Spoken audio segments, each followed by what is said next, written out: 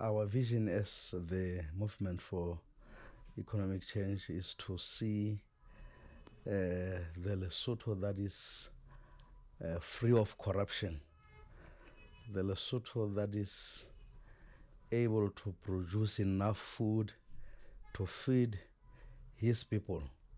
In other words, as a political party, we are clearly saying we are not doing enough as the country in agriculture. The way that we are approaching our agriculture, it is the subsistence farming, and we need to ensure that we go commercial farming. And the first thing that we have to work on is the documentation of our land.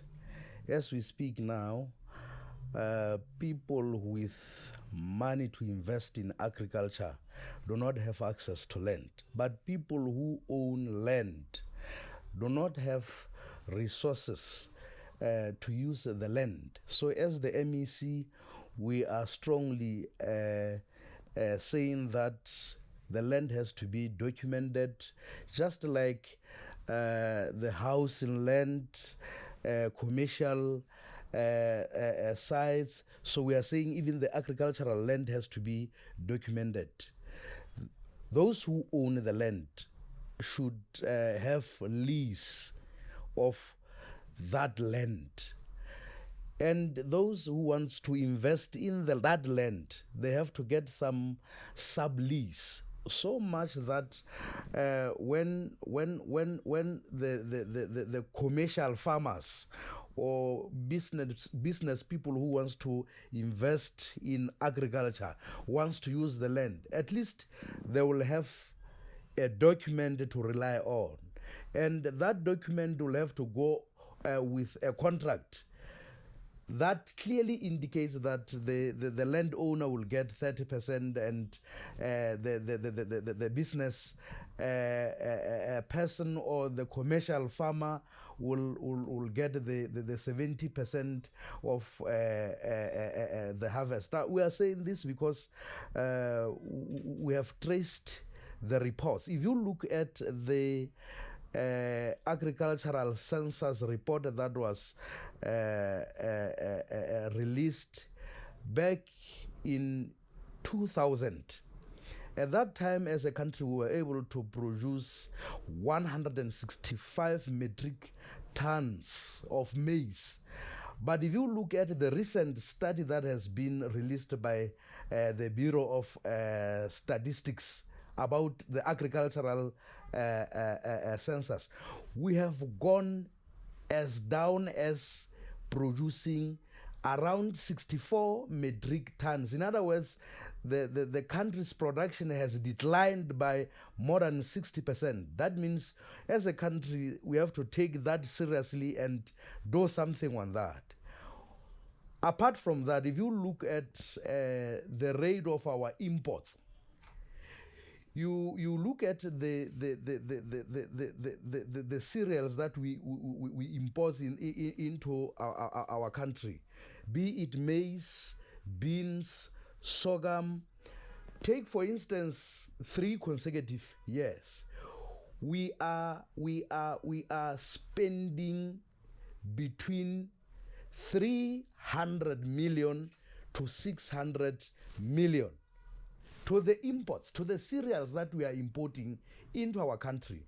And if you go further and look at the meat that we are importing in our country, pork, beef, mutton, chicken, and you take, say, 4 consecutive years or 5 consecutive years, we are spending between 400 million to 600 million. And if you trace that, you'll find that most of the people who are working in the farms in South Africa, most of them, they are our own people, the Basotho who go seek the job in South Africa. So as a country, we need to do something. So as a political party, our vision is to see the Lesotho that is able to produce enough food to feed its people and to sell. That is our vision as MEC.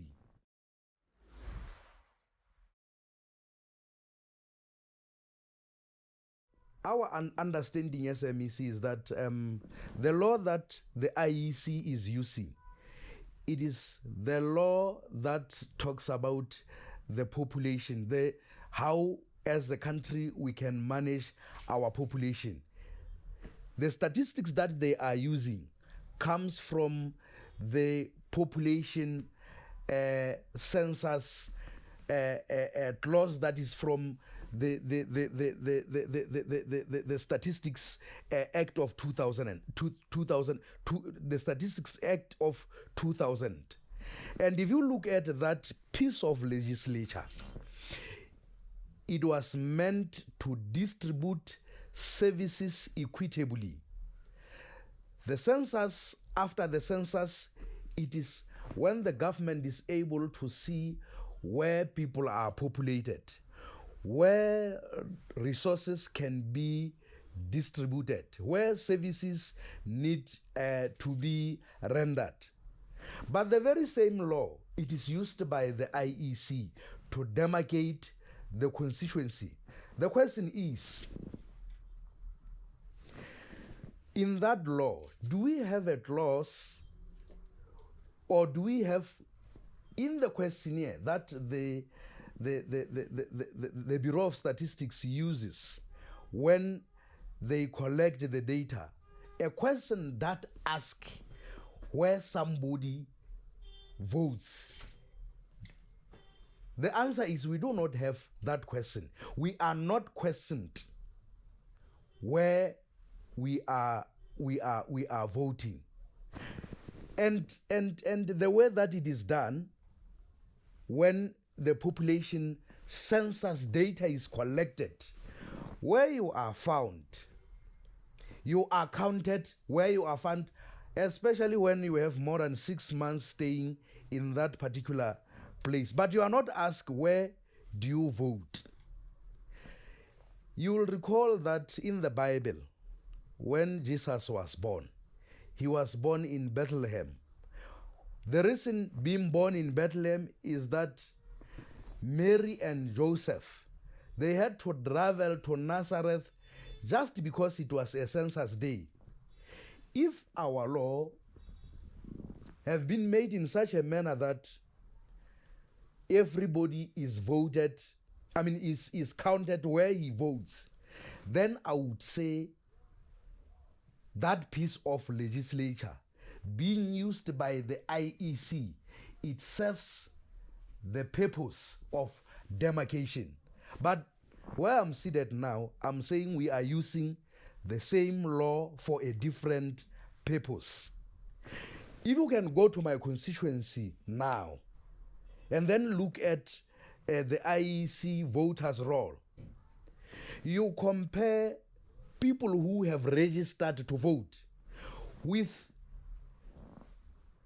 the data that you get from the Bureau of Statistics, you will see a serious discrepancy. Look at two places, Tetsane and Maputo. In most cases, those areas are the most populated ones. Why? It is because factory workers are residing in such places. You'll find them in Maputo, you'll find them in Hatizane in large numbers. Does that mean those people voted in Hatizane? Will they vote in the same place, or during the voting day they will travel and go to their different places? My answer is they will go to their places and vote in their places. What we need to do is to amend that law. That is where we have made a mistake. We are using a population census law for a wrong reason.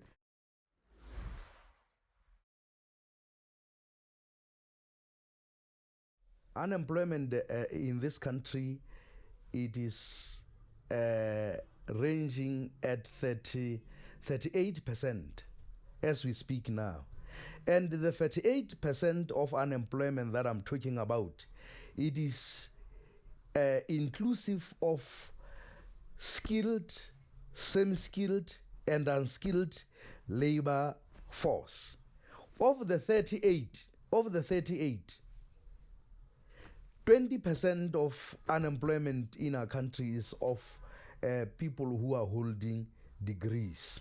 And something has to be done urgently. As MEC, we are saying there is money, but money that we are not using it appropriately. If you go to the Ministry of Gender, you'll find that there is a program there, that is meant to extend a helping hand to unemployed youth. They are asked to volunteer to give services to different government ministries, and then they are given a stipend of 2,000. If you go to the Ministry of Finance, you'll find that there is also money there that is used for the hala. Our youth are engaged into community work, and somebody who is responsible to employ them there is the member of that constituency. If the member of that constituency do not have plans of community work, it says they will just idle there, but they will be paid.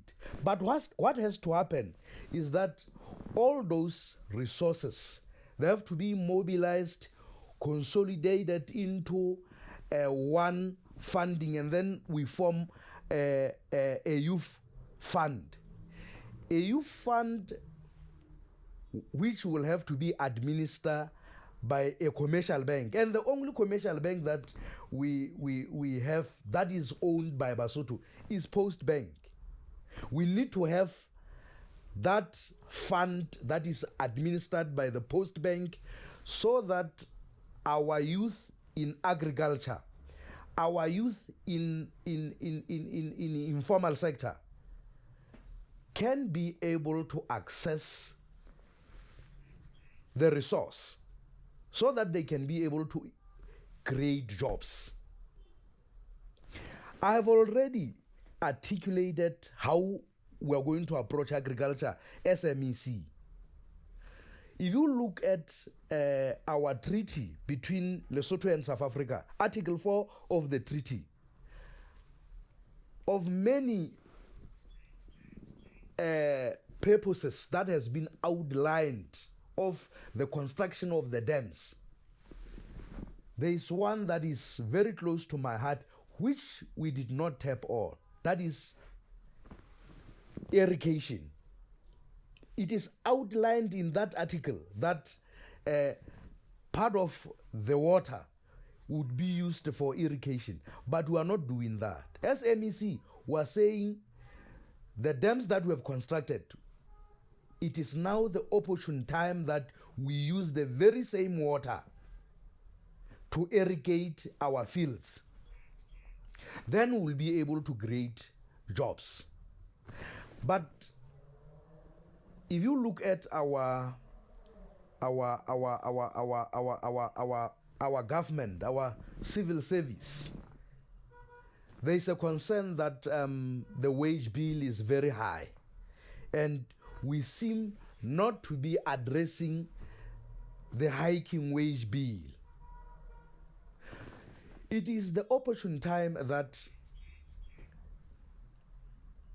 the pension fund that was initiated in 2011, when it started, it was $1 billion. It was financed by $1 billion, but it has grown. It has gone now as far as 9 billion. But when the civil servants retire from the service, they only get 25% of what they have contributed. And we are saying it is wrong. As MEC, our vision is that Civil servants should get 50% of what they have contributed, and the other 50% should be the civil servants' pension.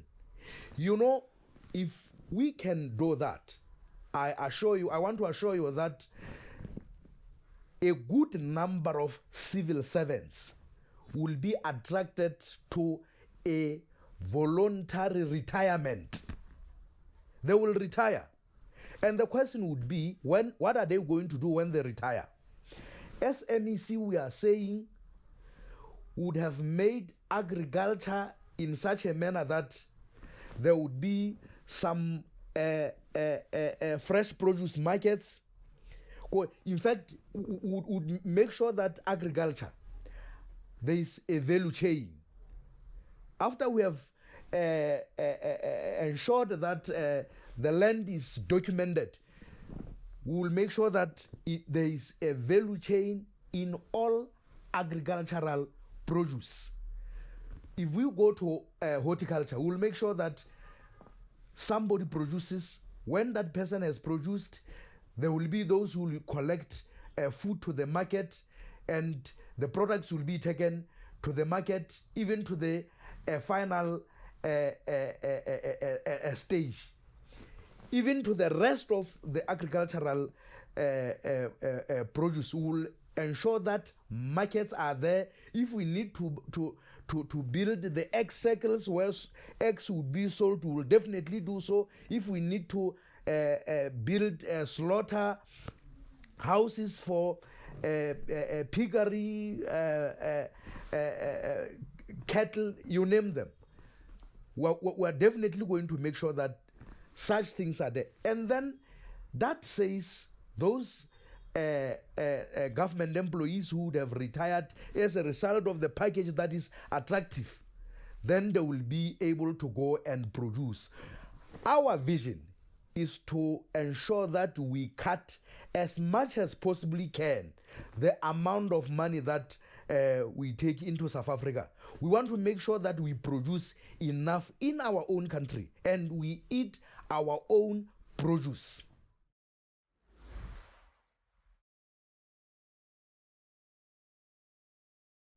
We need to sit down and look at corruption as is, and then accept that we have a problem, and our problem is corruption. If you look at the International Corruption Index, say you take 5 consecutive years, you will find that the rate of corruption is increasing. We are now rating at 38. And according to the ratings of International Corruption Index, the countries that are doing well in a fight against corruption, they are rated 50 and above. And those are the countries that are willing to fight corruption. But countries that are below 50 are the countries that are sinking in a serious corruption. So Lesotho, we are number 38, and it says we are a corrupt country, and we have to accept that we are corrupt. For us to accept, it will enable us to sit down and seriously take corruption as serious, and then fight corruption. So as MEC, we have a strong belief that something has to be done in relation to corruption. If you look at the report that was released by the PAC, which I chaired, we lost more than 2 billion to corruption. If you look at the report that was released by the Auditor General, 3 billion maluti is untraceable. And this suggests that we are a corrupt nation. Something has to be done. As MEC, we made some investigations and we discovered that corruption starts within the political parties that are in government. the party cadres, prominent people in political parties are the ones that we need to first look into. So as MEC, what we are going to do as preparing to rule, to lead the government, we are saying we need to have the structure within our party.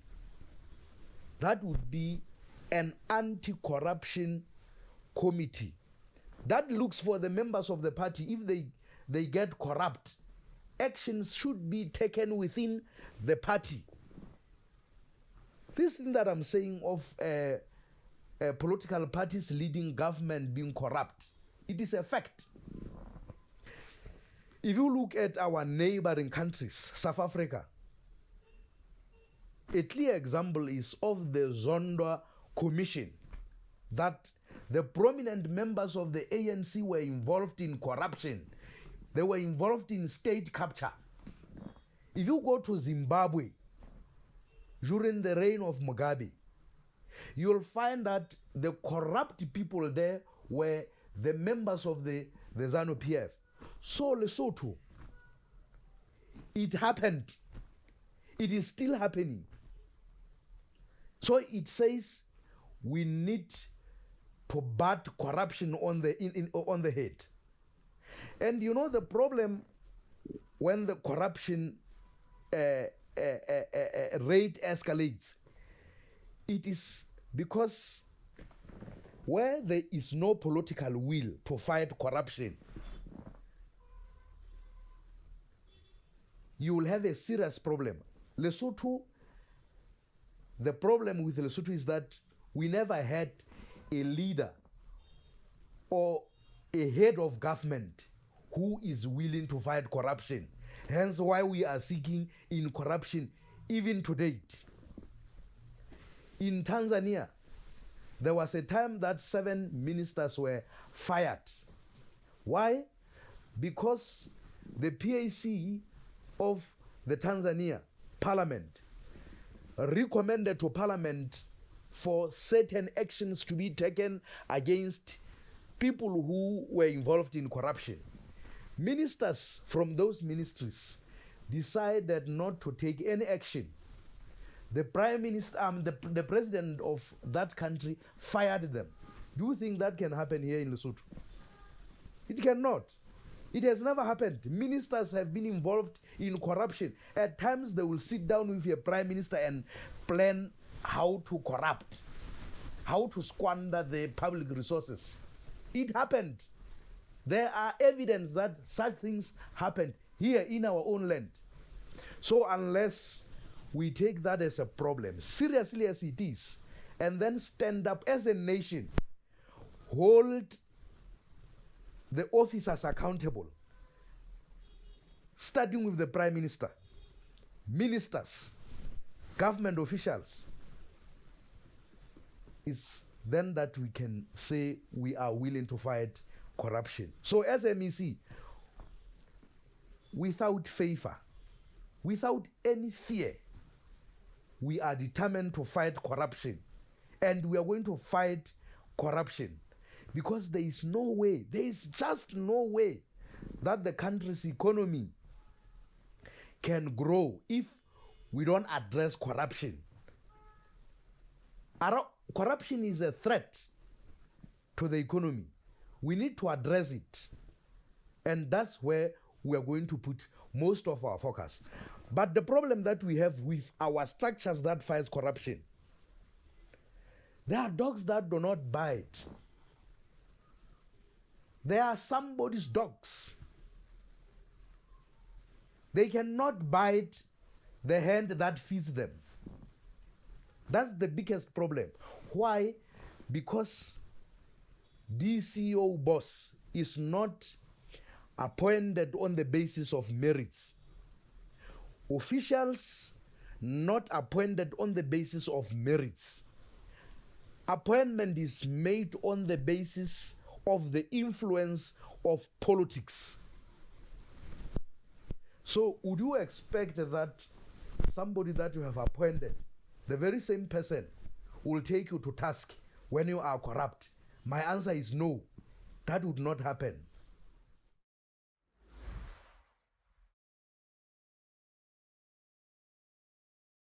For us to address the problem, we have to identify the problem. Accept that we have a problem. I want to share with you the statistics in relation to the murder rate in this country, and then share with you the threat that it poses to our shrinking economy. 2016-2017, 812 people were murdered here in Lesotho by their fellow Basotho nationals. 2017-2018, 858 people were murdered.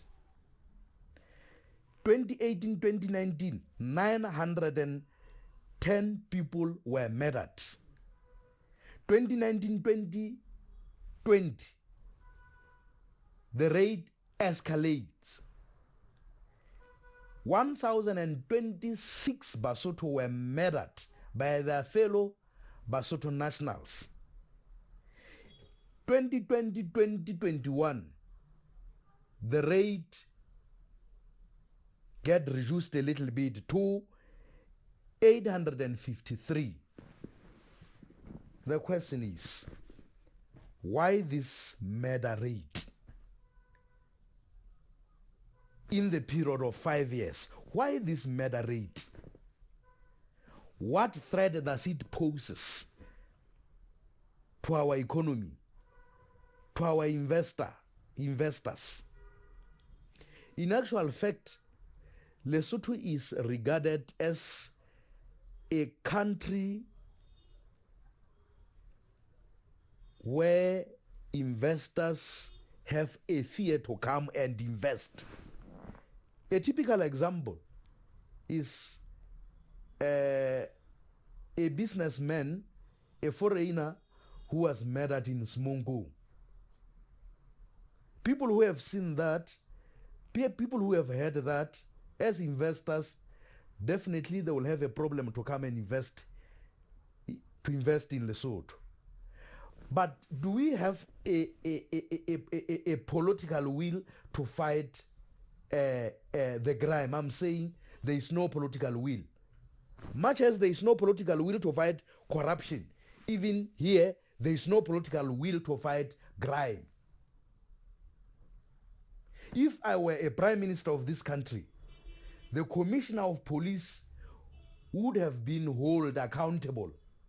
Why is it that people are dying at this rate? I would set the targets and say, reduce the death rate to this much. If you fail, I'm going to fire you. But it would not happen here in Lesotho. We are not here to serve the nation.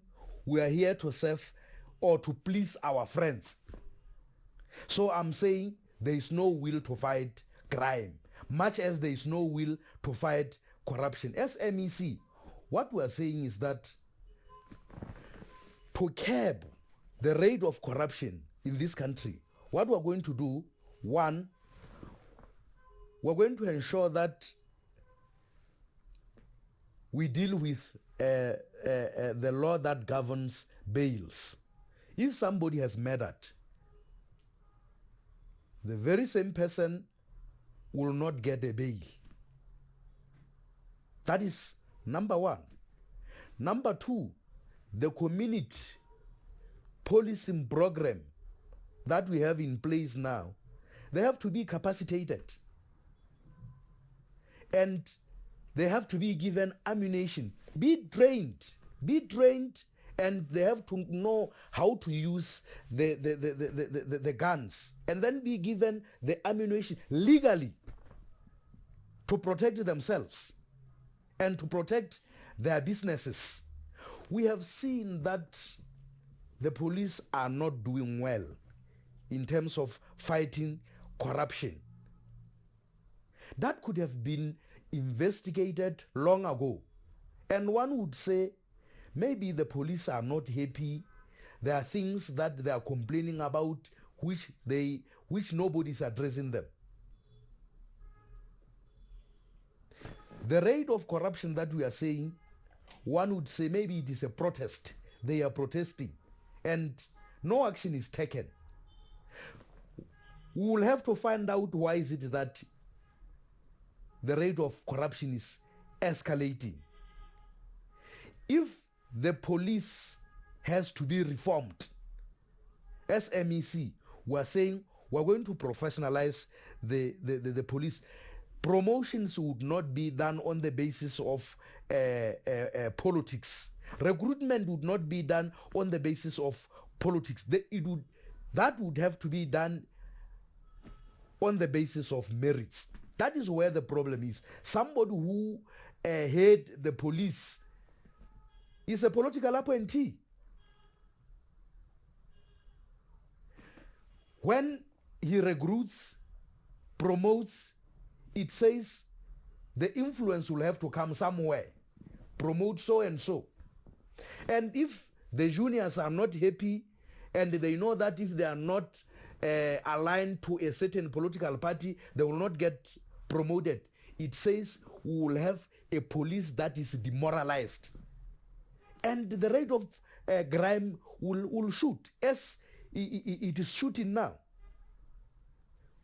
We have to professionalize the police.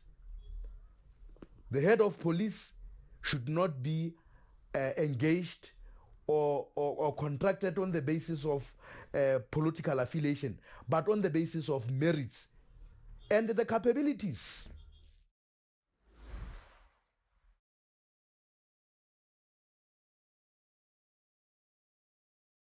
Well, there are two aspects in relation to this one. Let us maybe look into the investment that we are making in education as we speak now. The country sponsor about 23,000 students per academic year. But if you look at where the chunk of money goes to, you'll find that it sponsors diploma and certificates. And then it says the investment that we are making in the higher learning, it is such that it is going to be very difficult to have the returns. I'm not talking about the programs.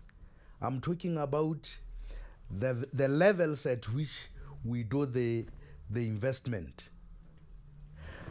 Here is the problem.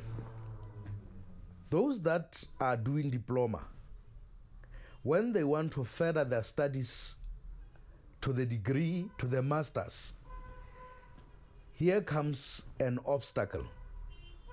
If you have done diploma and you want to further your studies up to the degree, the NMDS in the past would not sponsor you until you have settled off the previous loan that was awarded to you. And that had created a problem. It had created a problem because we have so many of our students who are not employable. So many of our students who cannot create jobs, who cannot research and come up with solutions to the problems that we are facing as a country.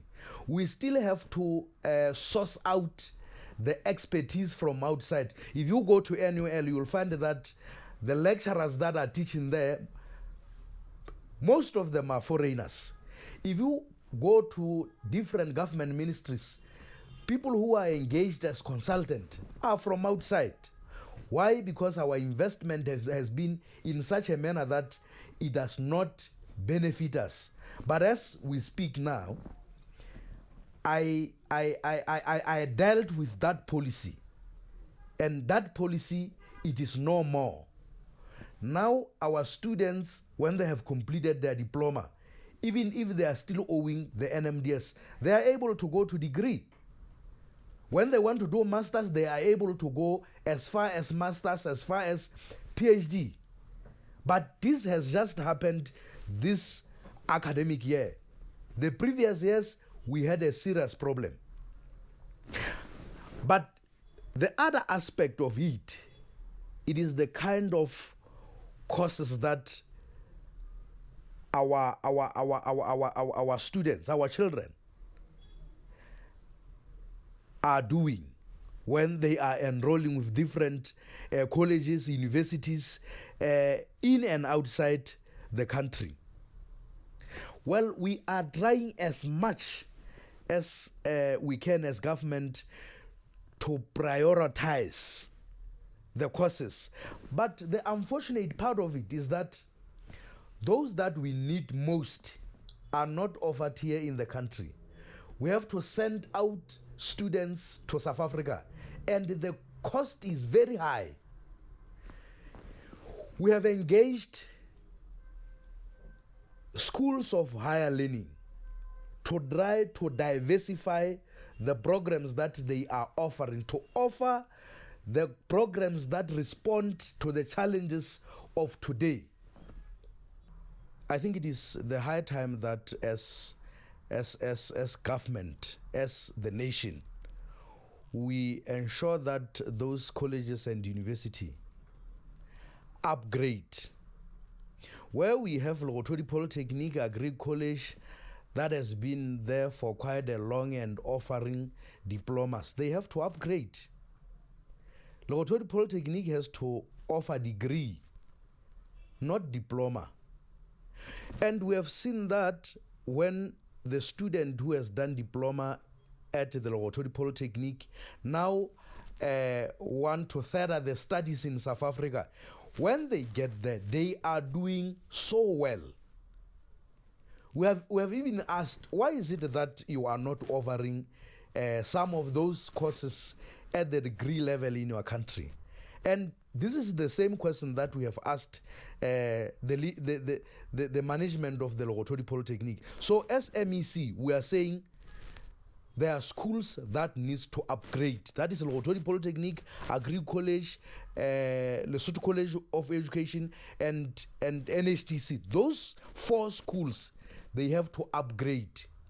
The Limpopo Queen, the Botu University, the Lesotho, the National University of Lesotho, where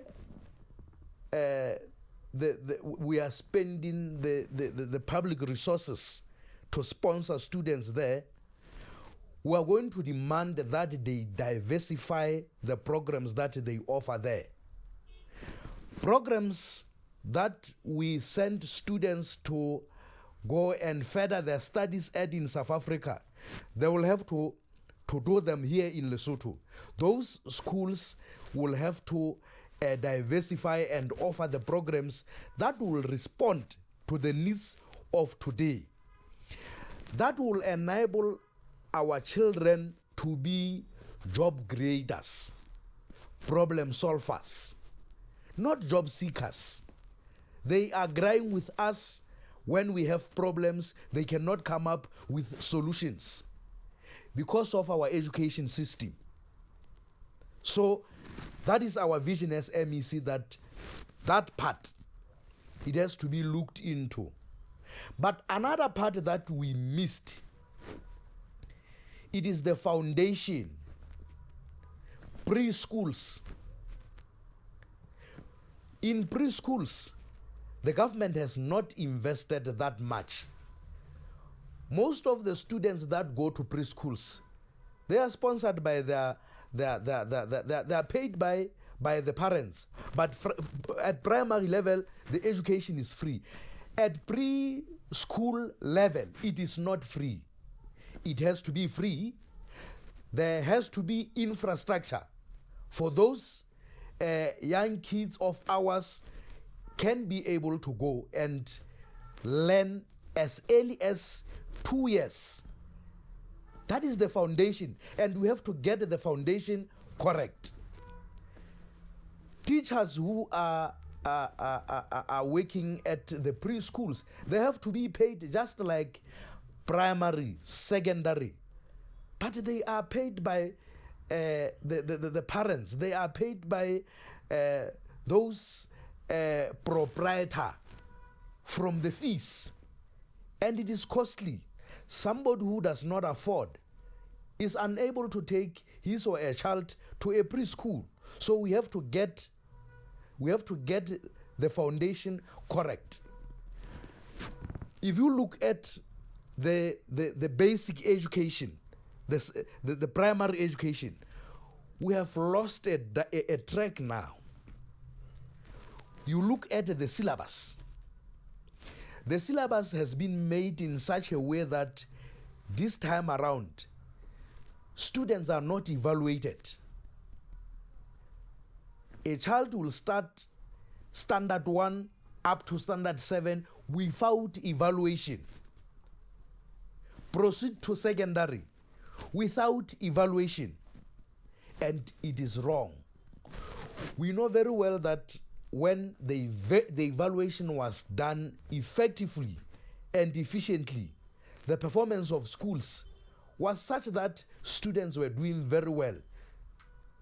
But lately, the performance has deteriorated because of the syllabus that was introduced, where students are not evaluated, are not tested, whether the content that they have, the knowledge they have acquired, it is such that it enables them to proceed to the next level. As MEC, we are saying the syllabus need to be revisited.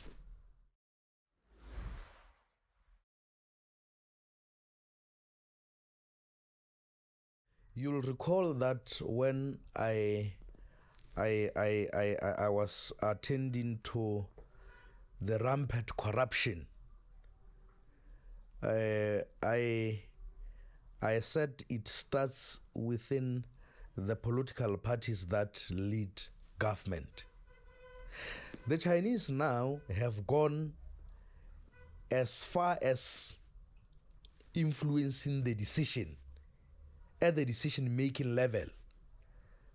They have gone as far as becoming advisors of our prime ministers. The truth is, the business is controlled by the Chinese. The tenders, the Chinese are involved.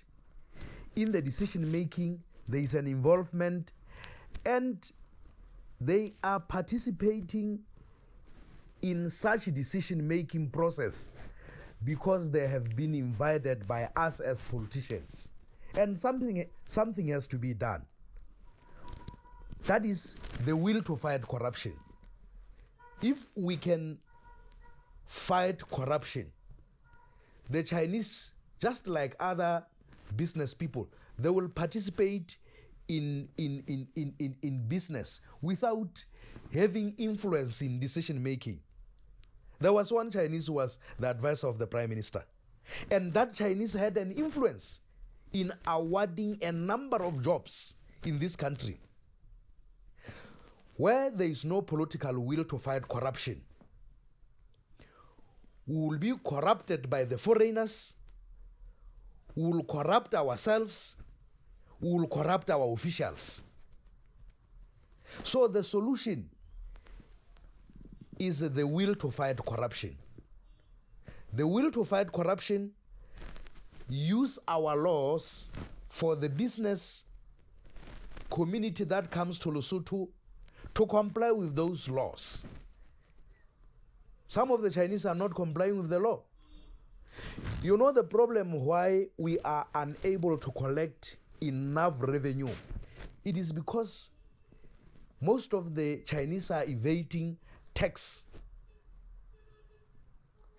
When cash has to flow in more than 2 hands in Lesotho, the case is the cash flow goes between 2 hands. You go to a Chinese shop, you buy, after buying, the very same Chinese businessman takes the money to South Africa. And that's the end of that money. If the money could be deposited here in our country, it would be something else. But over and above that, if you go to a Chinese shop, if you want to buy a grocery from the Chinese shop, you cannot swipe. The LRA is unable to trace the actual sales and selling and buying process that happens within such shops. So we're saying the LRA has to ensure that there are machinery that controls the transactions that takes place within the Chinese and the Indians shops who are evading tax. We will be able to collect enough. If you look at our revenue collection, almost every financial year, we face a very serious challenge of budget deficit. And that budget deficit comes as a result of the fact that we are unable to collect enough revenue. So we have to ensure that people account so that resources that we have are well utilized, so that there is no Chinese influence in decision making, so that the tenders that are awarded are not most of them given to the Chinese companies. If they do get the contracts, it should be on the basis of the merits, not on the basis of political influence.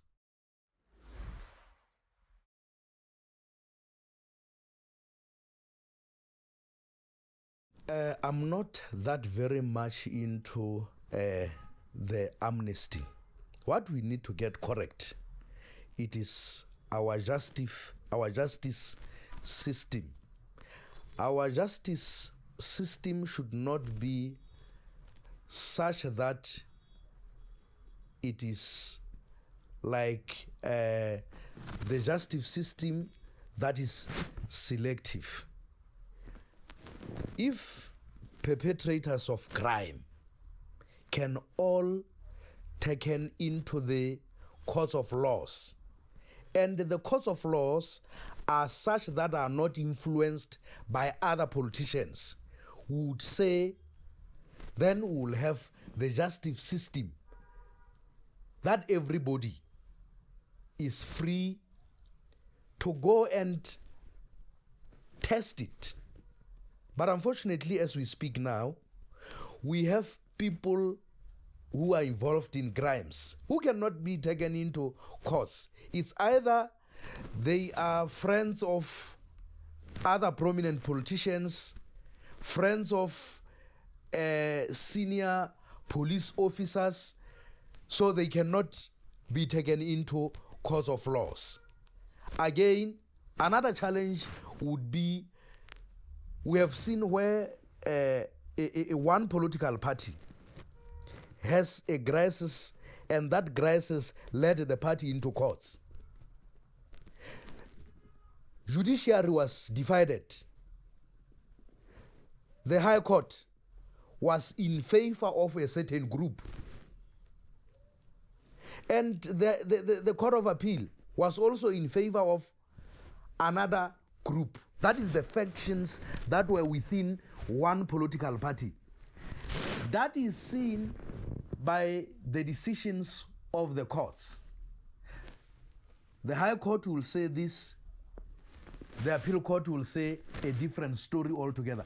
One faction will say, even if we can lose in High Court, we will go to High Court. We have somebody who will work in our favor there. The other group will say, yes, I will go to court. We know that somebody who is Chief Justice there will do judgment in our favor.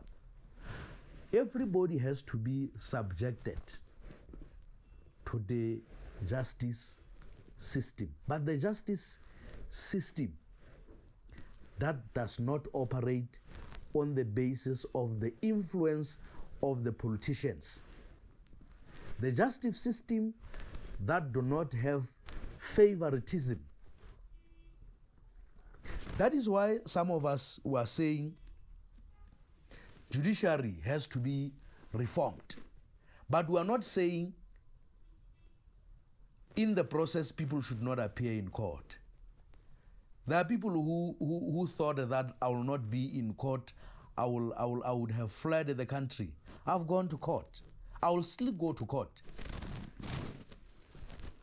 It doesn't matter how our justice system has been manipulated by politicians. But the fact of the matter is, it is our system. We have to test it. We have to test it and then come with evidence that something has to be done. But all I'm saying is that it should not be a selective justice. Everybody should go to court and answer in court. Not a certain group of people. People who have influence should not use their influence against their opponents. Those who have influence, they should know that if they don't go to court now, there will be a time that they will go to the same courts which they are avoiding to go to. Only because, not that they are complying with the rule of law. They have a privilege of the rule of law. The people who are the custodian of the law, who have to ensure that there is compliance, they don't ensure the compliance when it goes to their friends. That should not be the case. We should not have the selective kind of justice system. That is my argument. But people should go to court.